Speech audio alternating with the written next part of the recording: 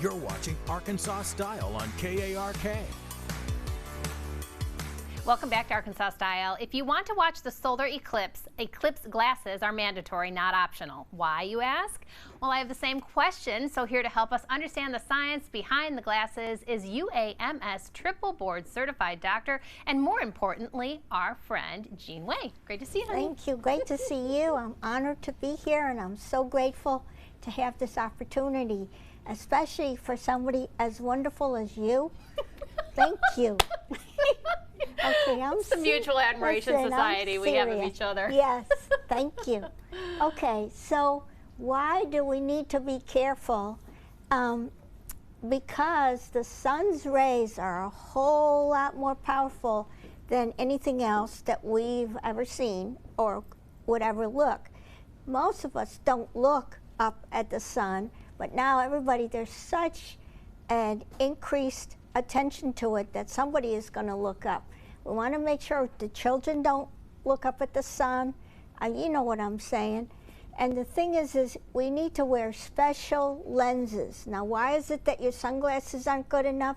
Why is it that the regular shades aren't good enough? Because you need something that is more than 1,000 times more dense. So when you look through your solar eclipse glasses, you won't be able to see anything except when the time comes. Because if you hold it up now, it'll just be pure dark. Because it's got to be 1,000, more than 1,000, maybe several thousand times thicker. And that's the thing. So do you have to do it? Well, if you don't, you run the risk of hurting your own cells in the back of your eye, what we call the retina, inside. And that's where, you know, it's the coolest thing. Your eye gets these light flickering shadows, and it interprets the shadows and goes to the brain and tells you what you're seeing. But if those cells get damaged, you might, if they get really bad damage, you won't be able to see. There'll be a hole in your vision, in your image. We don't want that. Now, how do you prevent that? Well, first of all, don't look up unless you have lenses on. And don't let in your children, don't encourage them either. If you've got kids, make sure you have an umbrella, a black umbrella. So even if they look up, it's not, you know, direct penetration. So, but wear those glasses. They're being given out free at most places. I think at the most it probably cost $1, but you please do not use your sunglasses. Oh, so now here's the question. How many pairs of sunglasses must we wear if we want to make it equal to the special solar eclipse glasses? 15. So you have to wear 15 sunglasses pairs in order to have enough. I thought the solar eclipse glasses were ugly, but 15 stacked on top would be way worse. That's not pretty either. Well, also they'll be pretty heavy, right?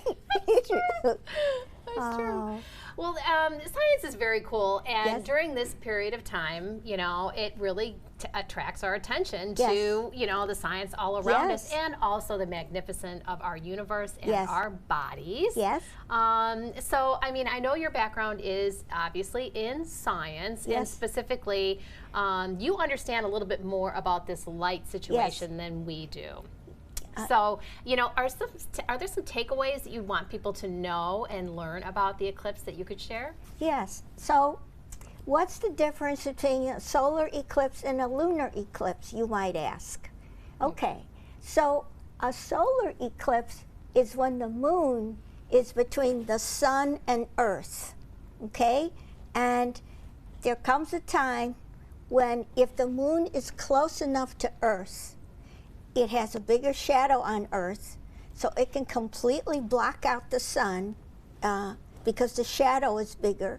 And so that's when you get the total eclipse. If it's a little bit farther from the Earth, for example, and the moon gets in between the sun and the Earth, it's called an annular eclipse because it's not big enough to block out the entire sun, and you'll see a ring, okay? The one we're getting on Monday, this coming Monday, April the 8th, is total, which means it's going to be dark for a little while. Now, all kinds of people are going to have, you know, certain ideas and beliefs and whatever, but it's not going to last too long. But you might as well enjoy it because it's kind of fun. And some people have compared it to like Y2K, you know, but it's fun. I mean, it's kind of fun. All right, so do you think Deborah Graham, our psychic matchmaker, is right that a bunch of people are going to find love? Well, you never know, right? You never know. And she's right. It can't hurt to try, I guess, right? I guess love is science. Yes. Sort of. Yeah, no, it really is, too, right? A little bit. Yeah. Well, we will see you next week, of course. Yes. Eclipse or not. Yes. Thank you for sharing that Well, insight. thank I you. appreciate it. This was fun. Yeah, it was fun. Dr. Way will be back next week to answer more of our medical questions and concerns. But if you have something you'd like addressed, don't hesitate to reach out to us on social media at arstyleshow.com. Now, there have been whispers of a highly esteemed limited edition collection hitting the shelves at Bath & Body Works. So gather yourself, dear reader, as I spill the tea on their limited edition Bridgerton collab. Right after this, stick around. You're watching Arkansas Style.